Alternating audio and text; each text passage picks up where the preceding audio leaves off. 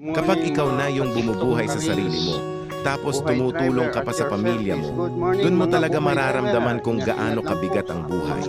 Hindi na ito tungkol sa luho, hindi na ito tungkol sa gusto. Tungkol na ito sa kung paano mo mapagtatagpo ang kinabukasan kahit na halos wala ka nang natitira para sa sarili mo.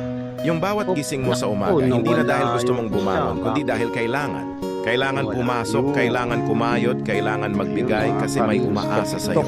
At minsan, habang nakaupo ka sa isang sulok, tinatanong mo sarili mo, kailan ko naman maiintindihan ulit kung ano ang pakiramdam ng mabuhay para sa sarili ko? Pero hindi mo kayang unahin sarili mo. Kasi alam mong may mga taong mas nangangailangan, pamilya mo, mga mahal mo sa buhay, mga taong umaasa sa lakas mong kahit papaano, buo pa rin. Ang sakit, no? Kasi sa totoo lang, wala namang nagtuturo kung paano maging matatag. Hindi mo naman yan pinag-aralan, pero kailangan mong matutunan dahil wala kang ibang choice. Kahit ubos ka na, tatawa ka pa rin. Kahit pagod ka na, magtatrabaho ka pa rin.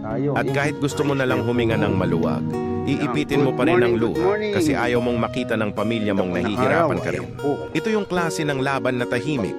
Walang sigawan, walang reklamo, pero ramdam mo sa bawat gabi na parang gusto mo na lang matulog ng mahimbing at wag nang gumising pansamantala.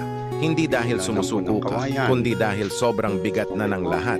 Pero sa huli, babangon ka pa rin. Kasi alam mong kung hindi ikaw, sino pa? At kahit walang nakakakita, kahit walang pumapalakpak, kahit walang nagsasabi ng salamat, alam mo sa sarili mong ginagawa mo ang lahat.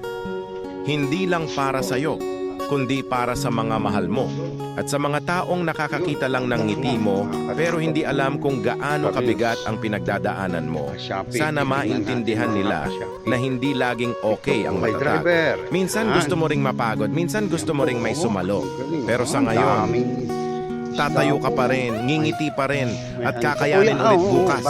Dahil ganyan magmahal ang isang taong marunong magsakripisyo, tahimik pero totoo.